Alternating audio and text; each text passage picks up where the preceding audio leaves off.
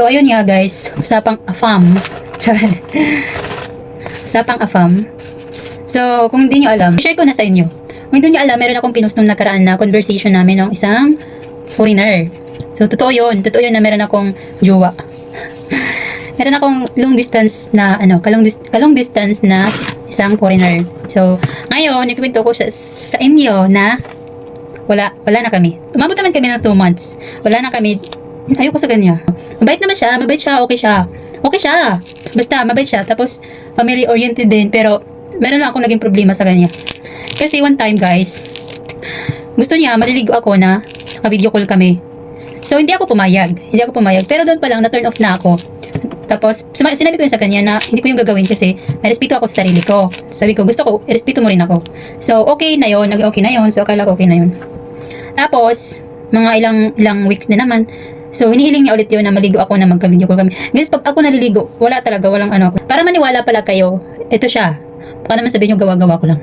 Totoo yun guys, totoo yun. Tapos yun na yun, yung pangalawa, naghiling na naman siya ng ganun. So, sabi ko, kung may respeto ka sa akin, kung wala kang respeto sa akin, ako may respeto ako sa sarili ko. Sabi ko sa kanya ganun. So, hindi ko na pinilit. Umayaw ako sa kanya. Kwento ko yun sa kaibigan ko. Sabi ng kaibigan ko na dapat daw sinakyan ko lang. Kasi ganun daw naman talaga para ganun daw yung mga ginagawa ng iba. Kaya daw nagkakaroon sila ng AFAM. So hindi pa kami nagkikita nun guys. Hindi pa kami nagkikita ng personal, no. Pero magkikita talaga sana kami nun kasi punta siya dito nun sa Hong Kong. Pupunta siya dito kami magkikita. Actually nung April nandito siya pero yung nakikipagkita siya pero hindi ako pumayag kasi hindi pa naman kami nun. So yun, so bakit yung gagawin, no? Bakit yung gagawin yun? Hindi pa kami nagkikita sa personal eh. My God. Yung ex ko, meron akong naging karelasyon dati, umabot kami ng 9 years, pero never ko yun ginawa. Hindi ako, kahit yung mga sexy na picture ko, magsisinda ko ng sexy picture, hindi ko yung ginagawa. Kasi respeto ko yun sa sarili ko eh. Maliban sa may respeto ako sa sarili ko, ayoko siyang gawin kasi hindi natin alam yung pwedeng mangyari. Malay nyo, dumating yung time na hindi kami maging okay, tapos ginagawa ko yun, yung gano'n, na mag-video call kami habang naliligo ako. Paano kung nire-record niya pala yun, tapos dumating yung time na yun na hindi kami maging okay, gamitin niya yun sa akin na pang blackmail. Kasi may dami na akong nalalaman na gano'n eh. May mga kakilala akong gano'n.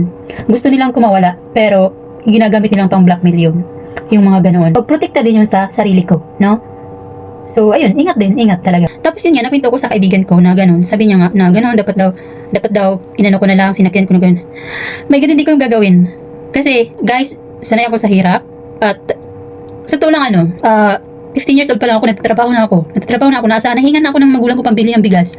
Alam niyo, grade 5 ako, nag-working student, nag-summer job ako. Nung grade 5 ako. Tapos, pag graduate ko ng grade 6, nag-working student ako nung high school. Working student ako, tapos 16 years old, 15 years old, nagtatrabaho na ako. Tapos, gagawin ko yon para lang magustuhan ako ng AFAM. Para masustentuhan ako. Nasanay naman ako sa hirap, sanay akong magtrabaho. Sanay akong magkaroon ng pera na galing sa pinagtrabahuan ko. God. Hindi ko tatanggalan ng respeto sa sarili ko. Dahil kaya kong kumita ng pera na galing sa pinaghirapan ko. Tapos, meron pa akong, basta sabihin nyo na lang na mayabang ako or pag mataas ako, pero hindi ko yung gagawin. Siguro yung iba, ginagawa nga nila, pero iba, para sa akin iba.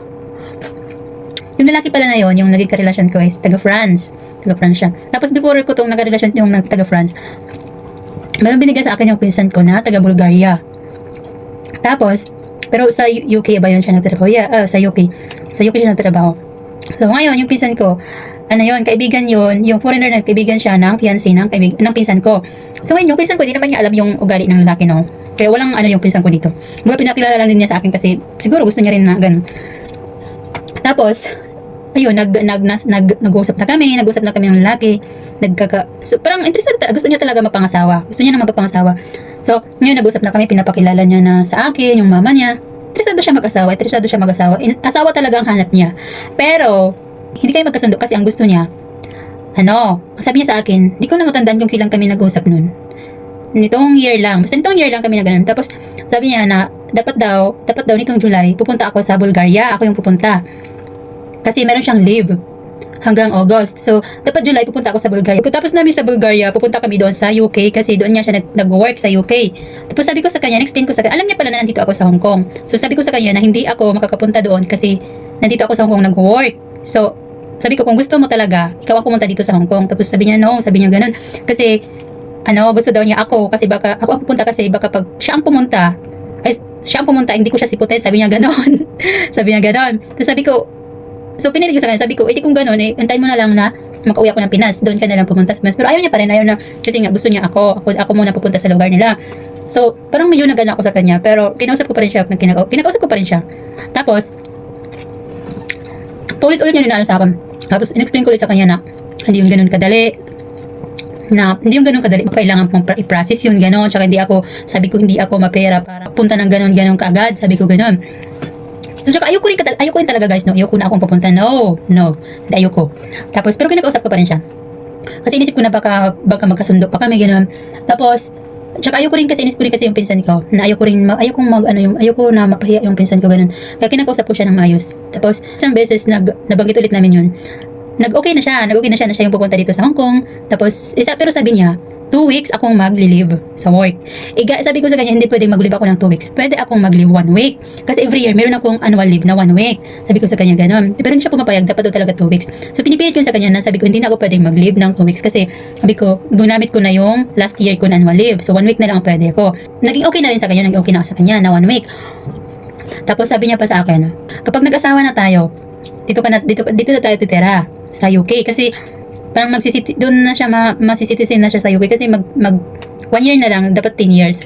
Dapat 1 year na lang magsisitizen na siya doon sa UK. So, doon siya titira. Kasi sa UK daw mas maganda kasi may pension siya. Mas malaki ang pension niya kaysa doon sa Bulgaria, sa lugar nila. Tapos, yun nga, yung sabi niya na, doon kami titira sa UK. Sabi niya, kapag mag-asawa na tayo, magtatrabaho ka kasi mahirap lang ako. Yung nanay ko 64 years old na, nagtatrabaho pa rin. So parang naano ako guys. Parang Parang alam nyo, okay lang sa akin. Okay sa akin na magtrabaho ako. Kahit may asawa na ako, mas okay lang sa akin yun eh. Gusto ko talaga pag mag-asawa ko, may trabaho pa rin ako or may income ako kasi ayoko na yung mga pangangailangan ko para sa sarili ko iasa ko pa sa mapapangasawa ko. Ayoko. Kasi tsaka gusto ko talaga may income ako pag nag-asawa ko. Naranasan ko yan guys na ayokong magmukhang kawawa kapag Basta gusto ko may income ako pag mag-asawa ko.